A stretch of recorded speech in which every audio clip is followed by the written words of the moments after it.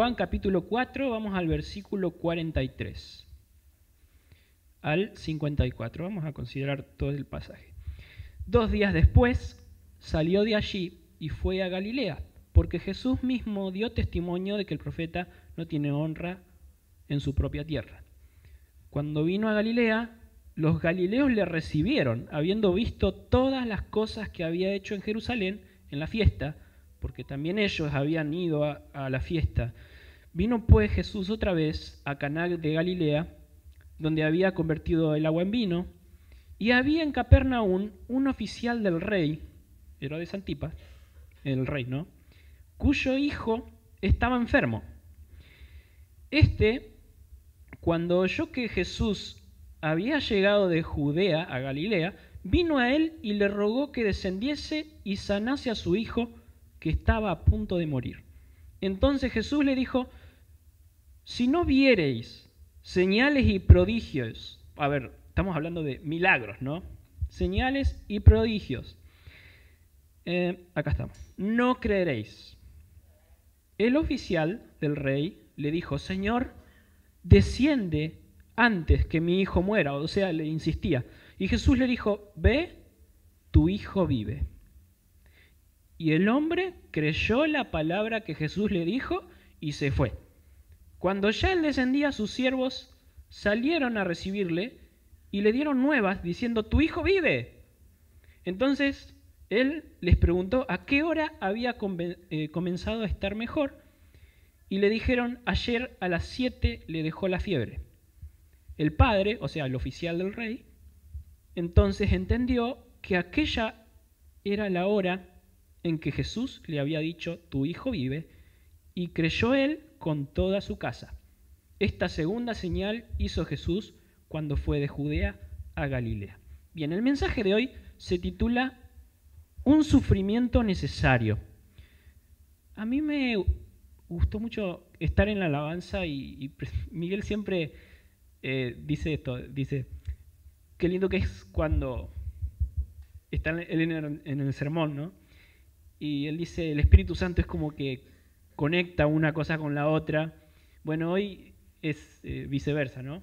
Porque él me suele decir que lo que dije yo en la alabanza está relacionado con el sermón.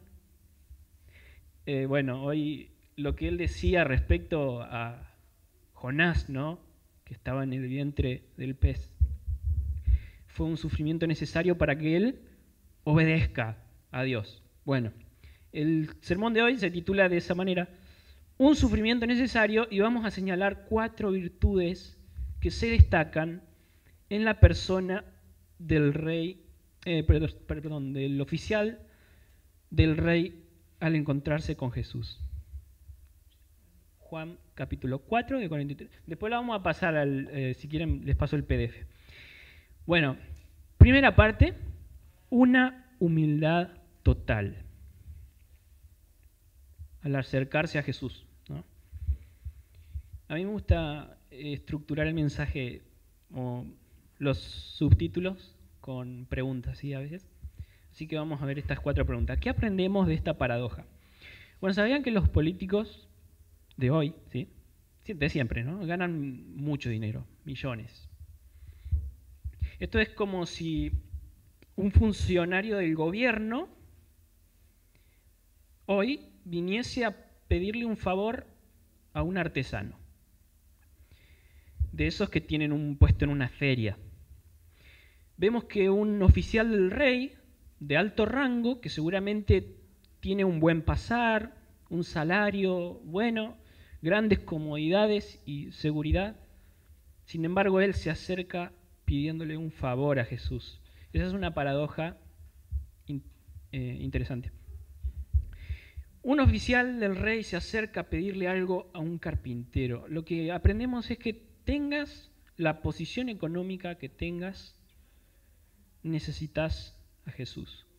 Tengas la reputación que tengas, tengas la juventud que tengas, la longevidad que tengas, necesitas a Jesús. Al igual que el oficial, todos necesitamos de este humilde carpintero.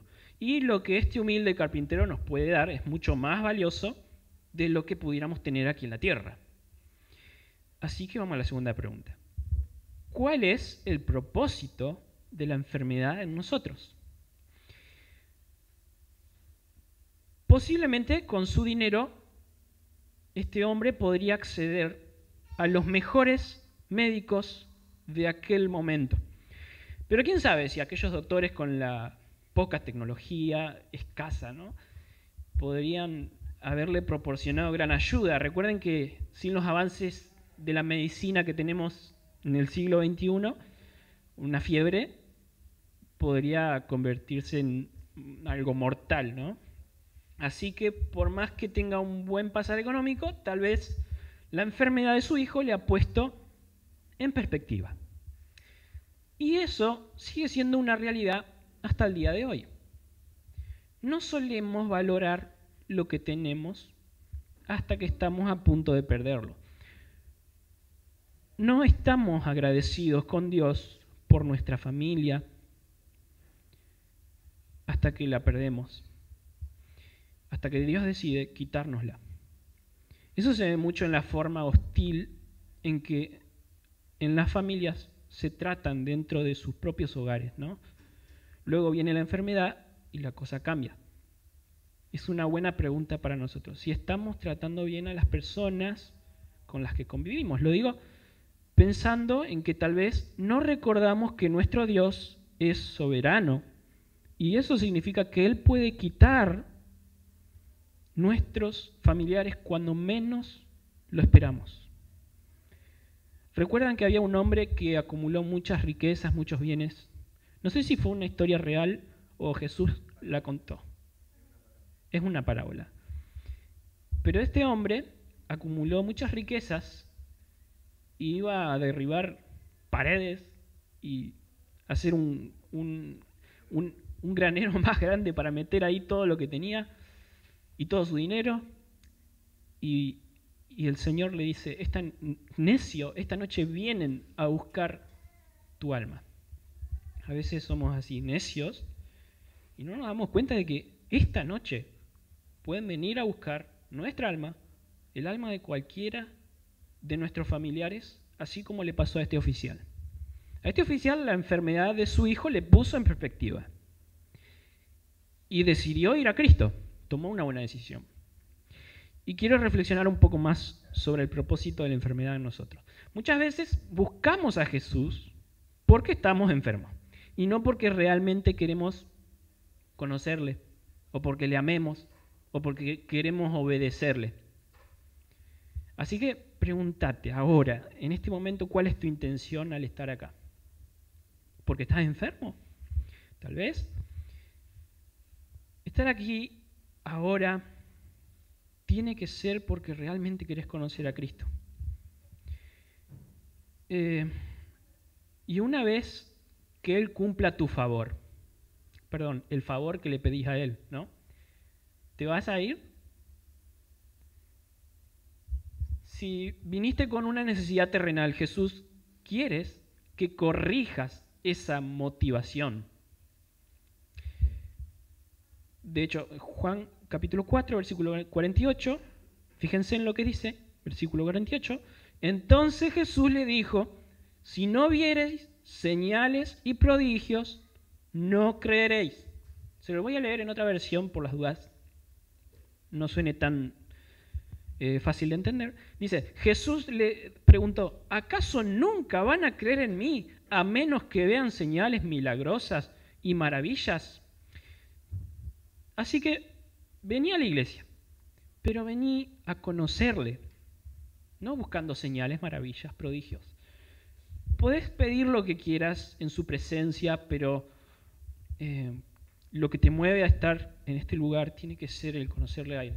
Así que termino con son 2 subtítulos más. ¿Por qué la enfermedad? Bueno, Dios toca a veces nuestra salud porque a veces es la única manera en que nosotros somos atraídos hacia Él, a sus pies, rendidos y necesitados como este oficial. ¿Con qué actitud, no? Esa va a ser la tercera pregunta. ¿Con qué actitud debemos acercarnos a Jesús. Entonces yo imagino que un oficial del gobierno de alto rango está acostumbrado a mandar, no a pedir favores, a señalar con el dedo y que los demás hagan caso. De hecho, en el texto dice que él tenía sirvientes. Así que él se acerca a Jesús, pero ya no como alguien que tiene poder sobre este artesano, sino como alguien que necesita de él. La inminente muerte de su niño hace que posiblemente él se arrodille ante Jesús. Se lo digo así porque en el texto le insiste 2 veces, le ruega que Jesús vaya a su casa a sanarlo. Entonces la actitud es de humildad. Y cuando hablamos de humildad es aceptar que uno ya no sabe más nada delante de él. Ya no sé nada delante de Jesús. Necesito aprender. Uno tiene que despojarse de su apariencia de fortaleza, de autosuficiencia, de inteligencia. Y ahora estás necesitado delante de él. Así que abandona todo prejuicio. Todo lo que vos pienses de él, abandonalo. Todo lo que vos pienses de ese carpintero, para que él pueda entrar en tu corazón y enseñarte. Si analizás el texto te darás cuenta que Jesús le deja en claro que a él nadie le pone las reglas. Si necesitas algo de Jesús, tal vez él te lo dará, pero a su manera, no a la tuya. Fíjate, venía Jesús. ¿Por qué digo esto? Porque este hombre le dice, vení, descende a mi casa. Descende a mi casa y Jesús le dice, ve, tu hijo vive. A mi manera, no a la tuya. Así que si venís a Jesús, deberás ser bajo sus condiciones, no bajo las tuyas. ¿Con qué motivaciones debemos acercarnos a Jesús? Bueno, a su ruego Jesús responde lo siguiente en el versículo 48, se los vuelvo a repetir. ¿Acaso nunca van a creer en mí a menos que vean señales milagrosas y maravillas? En este versículo Jesús parece estar refiriéndose al oficial, ¿sí? En realidad, fíjense que en el verso 48 el llamado de atención o la crítica está escrito en plural, no en singular. Jesús está reprendiendo no al oficial, parece que lo hace, pero en realidad es un reproche para los galileos, que creían en él, lo buscaban, pero solamente porque habían visto los milagros que él hizo en Jerusalén. Es lo que dice el texto. Dice el verso 45, cuando vino a Galilea, los galileos lo recibieron, o sea, estaban muy contentos con Jesús, habiendo visto todas las cosas que había hecho en Jerusalén en la fiesta, porque también ellos habían ido a la fiesta.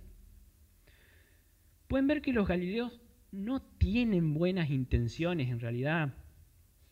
A ellos les gusta el espectáculo, hoy sigue siendo así, y tuviéramos una iglesia más que llena si aquí tendríamos un sanador. Porque a la gente les gusta el espectáculo, seamos sinceros. Pero a usted tiene que venir a Cristo a conocerle, a Él, a abrazarlo a Él. Y esa debe ser nuestra motivación, conocerle y obedecerle. Eso es lo que hizo el oficial. La humildad es la primera enseñanza que nos deja el oficial del rey. Y nosotros estamos dispuestos a dejar de lado nuestro orgullo y nuestra autosuficiencia para acercarnos a Jesús con la actitud y la motivación correcta. No solo vemos aquí humildad total en Él al acercarse a Jesús. Vamos a una segunda parte. Vemos también un esfuerzo total para conocer a Jesús. ¿A qué distancia estaba el lugar donde estaba el hombre de Jesús? ¿A qué distancia recorrió? Aproximadamente 35 kilómetros. No en el Cronos, no en el Logan, no en el... ¿Qué tiene, Juancito, qué tenés? ¿El 147? No en el 147, no en la bici, no había moto. A veces pienso incluso que los católicos romanos tienen más devoción que nosotros, ¿no? Cuando es el tiempo de Guadalupe, tienen 33 kilómetros aproximadamente de acá hasta allá, caminando a pie. Es una caminata entre 8 y 9 horas. Segunda pregunta, ¿qué esfuerzo hacemos nosotros por conocer a Jesús? Yo valoro mucho, por ejemplo, la he visto a Mariana venir en bicicleta en la llovizna. Lo sigue haciendo. A veces trae su otra muda de ropa por las dudas. Bueno, a veces me pregunto, ¿cuál es el punto en el que nosotros empezamos a sentirnos excusados para no venir al culto o a la reunión de oración? ¿Dónde está el punto? ¿En qué momento? El resto de las actividades. Miren, posiblemente una reunión de matrimonio pueda suspenderse en ocasiones, pero la reunión del culto y la reunión de oración son las más importantes. Lo digo porque es lo que hacían los primeros creyentes en Hechos capítulo 2. Ellos se reunían a perseverar en la doctrina de los apóstoles, dice, que sería compartir la palabra. Ellos compartían la cena, es lo que hacemos acá. Participaban de la comunión, es lo que tratamos de hacer cuando nos vamos. Les digo, entre paréntesis, ¿no? ¿Vieron Batman? ¿Vieron alguna? No sé si vieron Batman alguna vez, que están hablando con Batman así, ¿viste? Y después miran para y desapareció Batman. ¿Lo vieron? ¿No vieron nunca eso? Que están hablando y ¿dónde está? Así, algunos hermanos, a veces cuando estamos así, termina la reunión, la oración, amén. La mitad de la iglesia. Bueno, quédense un ratito más. Pregunten cómo andan los demás. Eso es la comunión, ¿sí? Pregunten cómo andan, cuáles son las situaciones que cada uno está atravesando. Si quieren, júntense en la semana también para la comunión. Pero les decía, esas tres cosas, la oración, la cuarta cosa, y la quinta cosa también dice que se juntaban a alabar a Dios, que es otra de las cosas que hacemos los domingos. Así que yo entiendo que tengas muchas ocupaciones, pero ¿no tenés una hora a la semana para venir a la iglesia a orar? Ahora vas a tener 2 días, ¿no? Dijimos en WhatsApp, ¿o todavía no? Está confirmado. Miércoles y sábado. ¿No tenés en qué venir? ¿No podés venir a pata? ¿Llueve mucho? ¿No te podés conseguir un paraguas? Y traerte una modita de ropa o, no sé, conseguirte unas botas para el barro en ese caso. ¿Podés caminar mucho? No podés caminar mucho, perdón, porque te duelen las rodillas, lo que sea. Bueno, podrías en humildad como este oficial pedir ayuda a los que tenemos auto. ¿Saben por qué hago este tipo de preguntas? Porque si vos fueras el predicador, ¿qué pasaría? Se suspende el culto, se suspende la reunión de oración. ¿Y qué pasaría si tuvieras que hacer esto para tu sustento económico, para poder comer? ¿Qué pasaría? ¿Me vas a decir que ahí voy? ¿Me vas a decir que no puedes meter los pies en el agua y en el barro para ir a tu lugar de trabajo? Realmente lo hacemos por la comida. Y yo creo que es el problema que no estamos entendiendo como iglesia. En este mismo pasaje, aquí un poco antes, Jesús dice, yo tengo una comida que ustedes no saben cuál es, y es hacer la voluntad de mi Padre. En otro lado, cuando el diablo le tienta a Jesús en el desierto a que convierta las piedras en pan, Jesús le dice muy claro, no solo de pan vivirá el hombre, sino de toda palabra que salga de la boca de nuestro Dios. Entonces, para venir a escuchar la palabra de Dios, no solo de pan vivirá el hombre, vos tenés que decir, cuando el diablo te tiente o te desanime o lo que sea, se te presente en situaciones, vos tenés que ponerte firme y decir, voy a ir a la iglesia a escuchar la palabra de Dios porque yo vivo de la palabra de Dios. ¿Amén? Y tercera pregunta, ¿sentimos urgencia por estar con Jesús? A veces no se trata del afán de hacer muchas cosas para entretener a las personas que después no van a entregarse a Cristo, sino solo de reunirnos. De eso se trata. De escuchar la palabra, de generar un tiempo para escuchar la palabra. Si hacemos cosas es para que la gente venga y escuche la palabra. Eso es lo que tratamos de hacer. Así que tratemos de hacer esas 4 o 5 cosas que le había mencionado.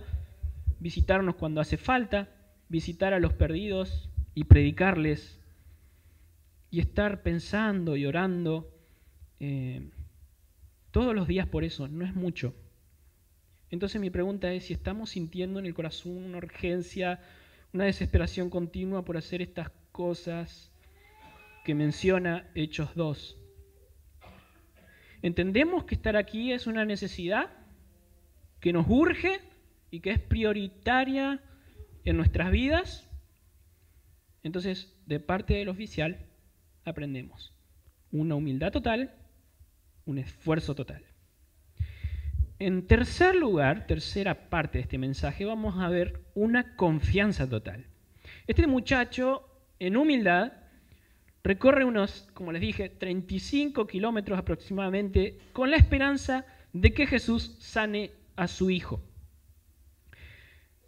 ¿Cuál fue la respuesta de Jesús? Está en el versículo 50. Jesús le dijo, ve, tu hijo vive. No le impuso las manos, como en otro momento. No hizo ningún acto ritual, como con el ciego el ciego de nacimiento que escupió el barro y le puso en los ojos. Ni siquiera estuvo presente. El punto aquí es entender que tan solo su palabra tiene poder para dar vida. Y esto tiene una relación muy estrecha con lo espiritual. Porque Él, en ese momento, le da vida física al niño por medio de su palabra. Pero a las personas que están muertas espiritualmente en sus delitos y pecados, o sea, sin tener a Cristo, Él, a través de su palabra, que hoy tenemos en nuestras manos, les da vida eterna. Y es simple y llanamente eso. Lo único que puede darle vida eterna a una persona es la palabra de Dios. Cuando vos abrís tu corazón para oír y creer la palabra de Dios, Él te da vida eterna. No es más que eso. ¿Crees en Jesús? ¿Crees en su palabra? Entonces, tenés que estar seguro de que sos salvo. Segunda pregunta, ¿cómo reacciona este oficial? Bueno, reacciona con fe primero. Cuando Jesús le dijo, ve, tu hijo vive, él toma esas 4 palabras de Cristo como una afirmación real, como algo que va a suceder. Cree que lo que Jesús está diciendo es verdad, indiscutiblemente. Lo notamos porque Él no exige garantías. En parte, que Él le ruegue a Jesús ir hasta Capernaum como una garantía que, bueno, al su hijo sea sanado. Porque si su hijo no era sanado con Jesús ahí, bueno, él podría reclamarle, hacer algo, ver cómo es que Jesús lo sanaba.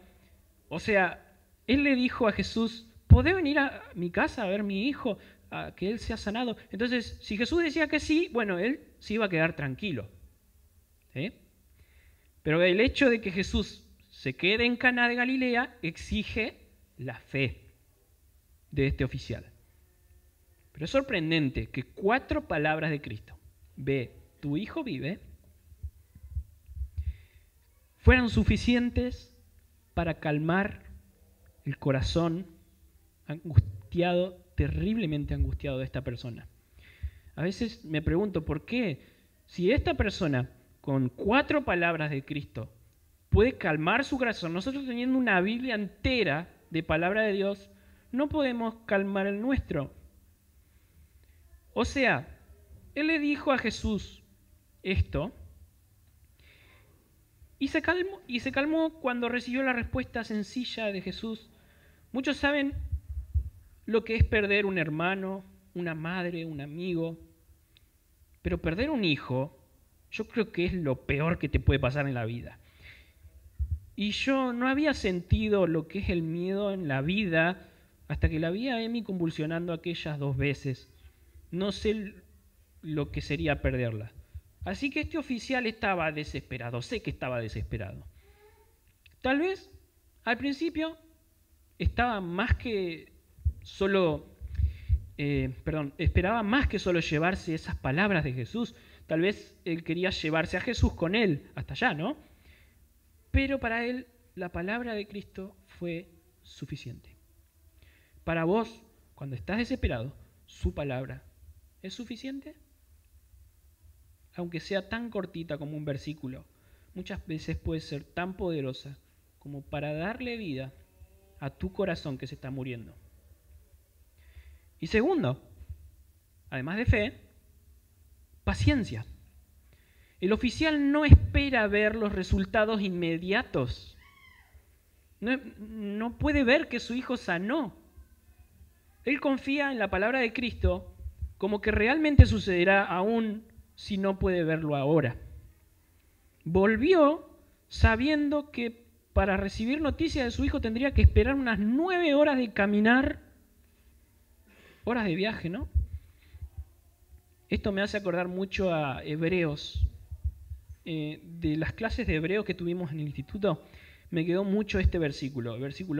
Capítulo 11, versículo 13, que dice: conforme a la fe, murieron todos estos sin haber recibido lo prometido, sino mirándolo de lejos, creyéndolo y saludándolo y confesando que eran extranjeros y peregrinos sobre la tierra. Te lo leo en otra versión. Todas estas personas murieron aún creyendo lo que Dios les había prometido. Y aunque no recibieron lo prometido, muy interesante eso, lo vieron desde lejos. O sea, sabían que iba a pasar y lo aceptaron con gusto. Coincidieron en que eran extranjeros y nómadas aquí en este mundo. Después hay un pasaje muy extenso que te habla, que yo no sé cómo vamos con la hora para...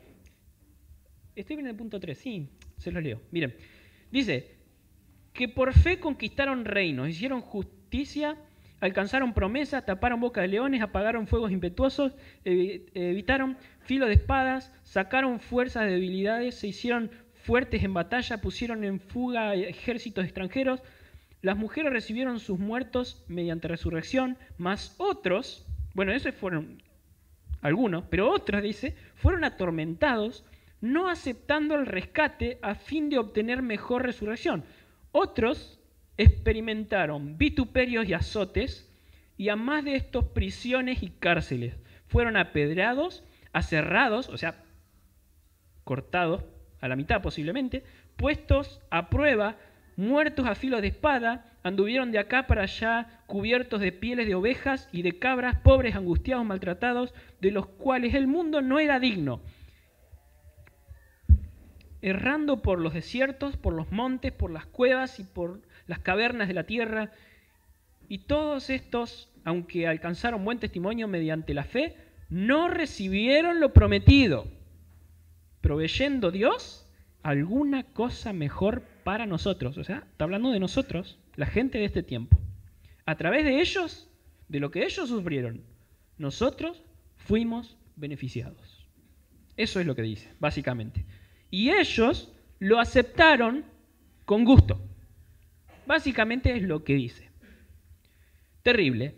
Personas que no han recibido las promesas. O sea, han recibido las promesas, pero no las pudieron ver en su mano, cumplidas. Y sin embargo estaban felices. Y nuestro problema es que queremos verlas. Ver las cosas terrenales en nuestra mano.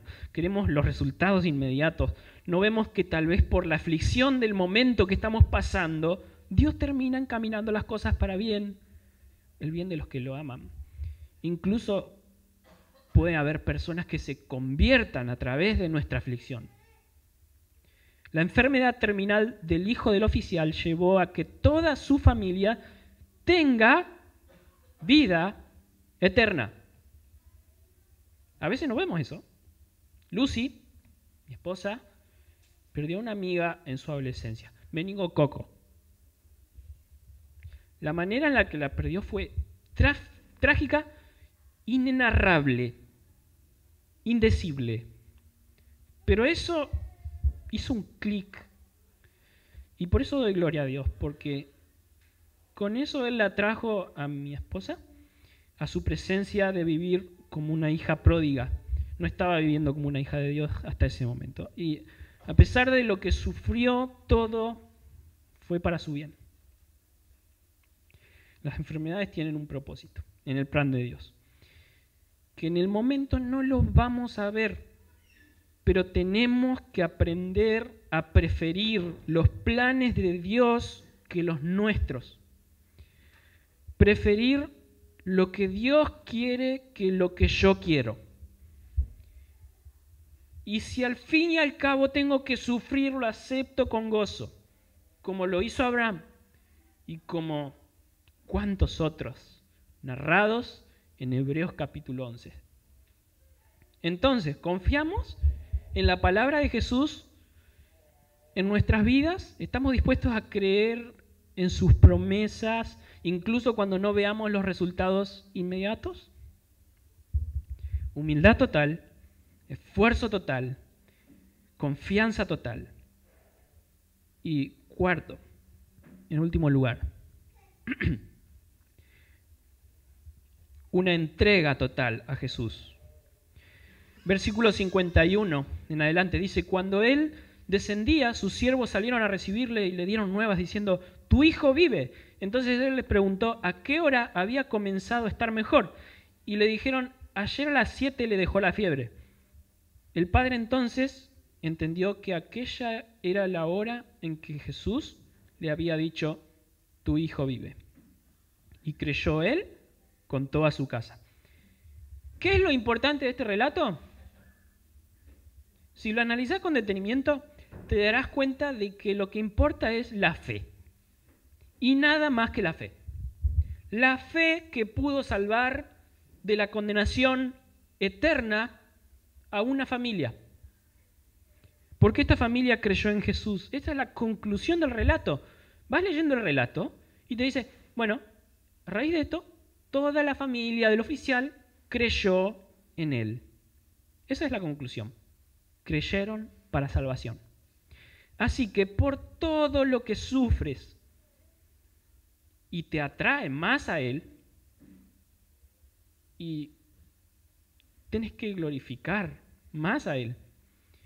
Y sin que lo entiendas, sin que lo veas, sin que lo planifiques, al final termina acercándote y acercando también a otras personas a creer en él. Entonces al final de todo tendrás que darle gracias por todo lo que sufriste y sufrirás. Por eso titulé este sermón: un sufrimiento necesario. Sufrimiento que no queremos pasar, pero que nos traen a sus pies. Me llama muchísimo la atención el verso 54, ¿no? El texto, verso 54 dice, es el final, ¿no? Esta segunda señal hizo Jesús cuando fue de Judea a Galilea. Esta fue la segunda. La primera fue cuando convirtió el agua en vino, como dijimos. La segunda, que hace en Caná, ni una persona de las que estaban en Caná lo presenció. No lo pudieron ver, porque él le dijo: ve, tu hijo vive. Y a pesar de que todos venían viendo sus milagros en masa, digamos, aquí él hace un milagro que solo va a ser percibido por una pequeña familia. La familia de un oficial del rey que vivía en Capernaum. Por eso observo esto. Jesús hace un milagro, pero no para que muchas personas lo vean. Ahora, es solo para que una familia pequeña lo vea y sea salva. Por eso, gente, cero frustración a la hora de predicar. Si no vemos la iglesia que explota de gente, posiblemente es porque estamos predicando bien. Y solo cuando las personas pasan por un sufrimiento necesario, a veces es que empiezan a considerar mejor las cosas. Hace un tiempo atrás nos juntamos con Bianca, Vanessa, a evangelizar a Facu. Simpatizaba un poco Facu, pero nada más que eso. Pasó un sufrimiento necesario y hoy está acá. No es nuestro esfuerzo a veces lo que trae a la persona, no es nuestra capacidad de convencer a la persona. Dios hace pasarlos por sufrimiento para que estén acá, bajo sus pies. También evangelizamos a Gaby y hoy está aquí en este lugar.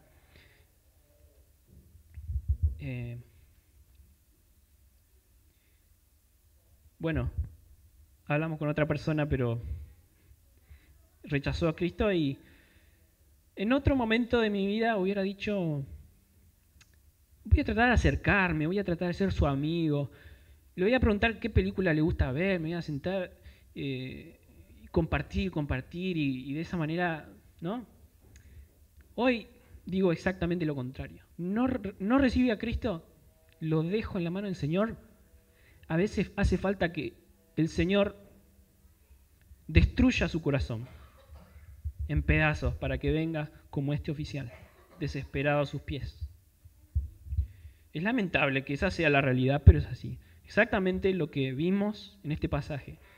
Quitarnos la salud de nuestros seres queridos muchas veces es la única forma de ablandar un corazón tan duro como el nuestro. Dios nos ama tanto que decide hacerlo. No es que nos odia y por eso lo hace. Nos ama tanto porque Él desea un bien mayor, desea tu vida eterna. Pero para terminar, mi intención no era desanimarte, si es lo que estoy consiguiendo, es lo opuesto. Quiero que consideres la necesidad urgente que tenemos de acercarnos a Cristo en humildad, en esfuerzo, confiando y entregándonos por completo a pesar del sufrimiento, sabiendo que todas las cosas te ayudarán para bien si estás dispuesto a amarle.